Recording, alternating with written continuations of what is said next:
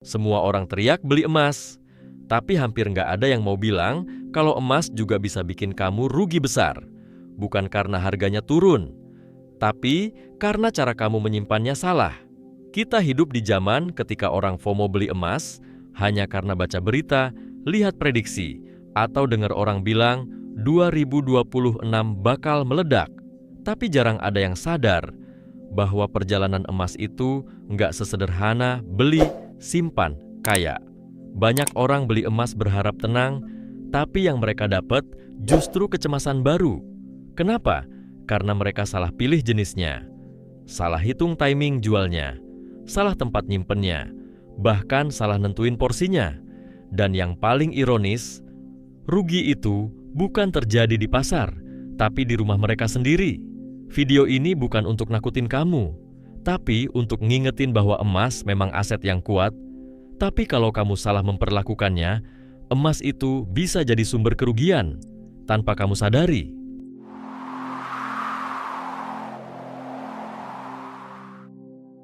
Kesalahan pertama yang paling sering terjadi adalah ini.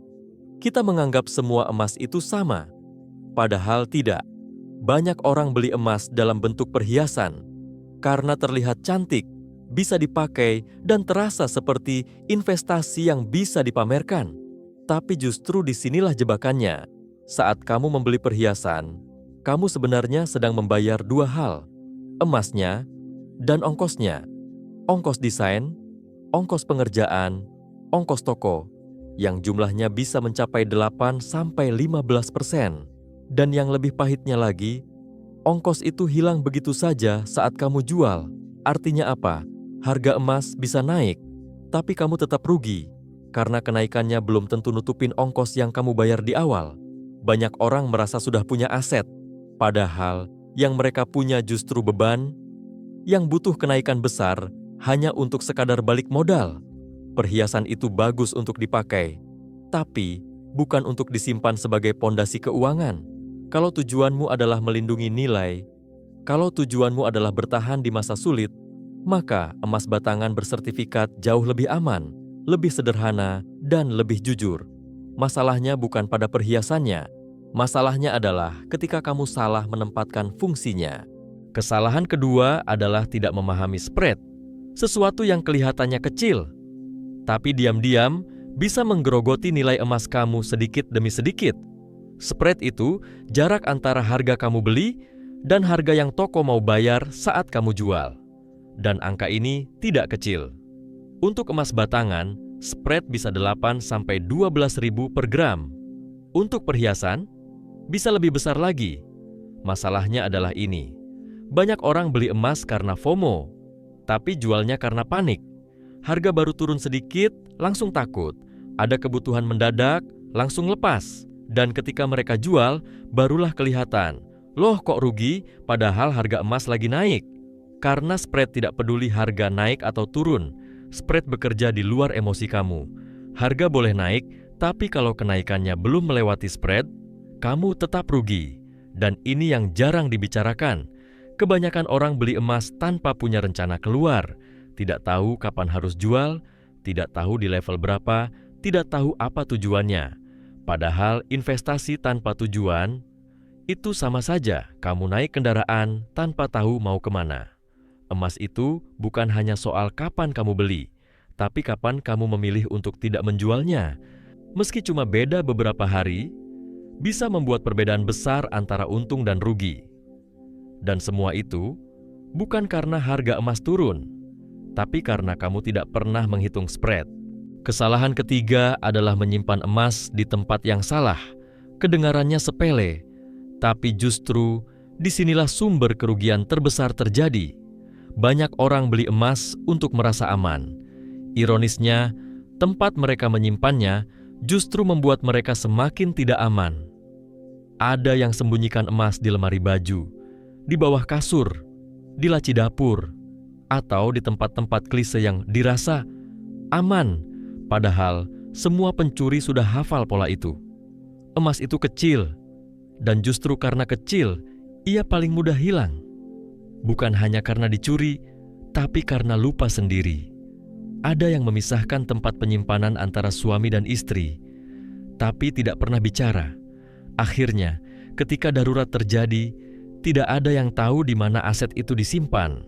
Ada yang simpan emas di rumah saat mereka sedang banyak kegiatan renovasi, tanpa sadar bahwa rumah adalah tempat paling berisiko saat banyak orang keluar masuk. Belum lagi risiko kebakaran. Kalaupun emasnya selamat, sertifikatnya bisa hangus. Dan kalau tidak ada sertifikat, nilainya turun, kadang sulit dijual, dan seringkali harus diuji ulang. Semua karena penyimpanan yang salah. Emas itu bukan hanya soal berapa gram yang kamu punya, tapi bagaimana kamu melindunginya. Karena apa gunanya beli emas untuk merasa tenang, kalau cara menyimpannya justru membuatmu hidup dalam ketakutan? Tempat penyimpanan yang salah bisa menghapus seluruh tujuanmu membeli emas sejak awal. Kesalahan keempat adalah menaruh porsi emas terlalu besar. Ini bukan lagi soal teknis, ini soal cara berpikir. Banyak orang terjebak pada mindset, kalau emas aman, berarti semakin banyak semakin baik. Padahal, tidak selalu begitu. Emas itu adalah aset lindung nilai. Ia menjaga kamu saat keadaan buruk. Ia adalah pelampung, bukan kapal utama. Dan karena itu, kalau kamu taruh semua uangmu di emas, kamu sebenarnya tidak sedang aman. Kamu sedang menaruh seluruh hidupmu di satu keranjang kecil yang tidak bisa menghasilkan apa-apa. Emas tidak memberi dividen. Emas tidak memberi cash flow. Emas tidak bekerja untuk kamu. Ada orang yang begitu takut dengan masa depan sampai akhirnya memutuskan, sudah, semua disimpan dalam bentuk emas saja. Hasilnya, saat ada kebutuhan mendadak, mereka tidak punya likuiditas, tidak punya cadangan tunai, tidak punya fleksibilitas. Dan apa yang terjadi? Mereka terpaksa menjual emas saat harga sedang jelek, hanya karena tidak memiliki pilihan lain. Yang membuat mereka rugi bukan emasnya, tapi keputusan mereka sendiri. Diversifikasi itu penting bukan karena kita takut rugi, tapi karena kita tidak bisa memprediksi masa depan. Porsi emas yang sehat itu bukan 100%, bahkan bukan 70%. Untuk sebagian besar orang, 10-20% saja sudah cukup. Untuk yang sangat konservatif, mungkin 30-40%. Tapi sisanya harus bekerja dalam bentuk lain, karena emas menjaga kamu tetap mengambang, tapi bukan itu yang membawa kamu menuju tujuan hidupmu. Emas adalah perlindungan, bukan jawaban dari semua masalah. Sekarang pertanyaannya, bagaimana cara menyimpan emas yang benar? Karena emas itu bukan hanya soal punya, tapi soal bagaimana kamu menjaganya. Berikut beberapa prinsip sederhana, namun sangat menentukan, agar emas benar-benar menjadi pelindung, bukan sumber kerugian. Pertama, pilih jenis emas yang tepat. Kalau tujuanmu untuk lindung nilai dan investasi jangka panjang, pilih emas batangan bersertifikat. Sederhana, mudah dihitung, dan tidak ada ongkos desain yang membuatmu rugi di depan. Kedua, pisahkan emas dengan sertifikatnya. Kalau terjadi kebakaran, kehilangan, atau pencurian, kerusakan tidak terjadi dua kali.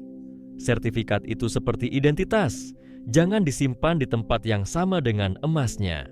Ketiga, simpan emas di tempat yang bukan tempat umum. Bukan di lemari pakaian, bukan di laci dapur, bukan di bawah kasur. Gunakan kotak besi kecil yang tersembunyi, atau kalau kamu punya akses, gunakan safe deposit box di bank. Tempatkan di lokasi yang hanya kamu dan orang yang kamu percaya yang tahu. Keempat, catat semua nomor seri emas kamu, tulis di buku, di catatan digital, atau di cloud pribadi. Ini penting kalau sewaktu-waktu kamu harus membuktikan kepemilikan. Kelima, punya rencana beli dan rencana jual. Emas itu bukan trading, tapi bukan berarti kamu boleh menyimpannya tanpa arah. Tentukan kapan kamu akan beli dan kapan kamu akan lepas. Karena rencana adalah yang membedakan antara investor yang bijak dan orang yang hanya ikut-ikutan. Dan terakhir, ingat bahwa emas hanya satu bagian dari puzzle besar keuanganmu. Ia melindungi, tetapi tidak membangun. Ia menenangkan, tetapi tidak menumbuhkan. Kalau kamu bisa menyimpannya dengan benar, emas akan menjadi pelindung kecil yang sangat setia di saat dunia tidak bisa kamu prediksi. Emas itu bukan tentang kekayaan. Emas itu tentang ketenangan. Ia tidak menjanjikan kamu jadi kaya. Ia tidak berjanji akan membawa kamu naik kelas. Ia hanya melakukan satu hal, tapi dengan sangat setia, menjaga nilai hidupmu ketika keadaan di luar sedang kacau. Karena itulah emas disebut pelindung, bukan penyelamat, bukan pahlawan. Dan justru karena itu, tanggung jawab yang paling besar bukan pada emasnya, tapi pada kamu. Bagaimana kamu menyimpannya? Bagaimana kamu merencanakannya? Bagaimana kamu menempatkannya dalam hidupmu? Banyak orang beli emas untuk merasa aman. Padahal keamanan itu bukan datang dari emas, tapi dari cara kamu memperlakukan emas itu dengan benar. 1 gram demi 1 gram. Bukan jumlahnya yang penting, tapi disiplin dan ketenangan yang tumbuh bersama prosesnya. Semoga emas yang kamu simpan bukan hanya menjadi aset, tetapi juga pengingat bahwa kamu sedang membangun fondasi kecil untuk masa depan yang ingin kamu jaga. Karena dalam hidup ini, kita tidak bisa mengontrol dunia, tapi kita bisa mengontrol pilihan kecil yang kita buat hari ini. Dan emas, kalau kamu simpan dengan benar, adalah salah satu pilihan kecil itu. Kalau video ini bermanfaat, silakan bagikan ke orang-orang yang kamu sayangi. Dan jangan lupa subscribe, supaya kamu tidak ketinggalan perjalanan berikutnya, di mana kita belajar membangun hidup yang lebih tenang, lebih kuat, dan lebih bermakna.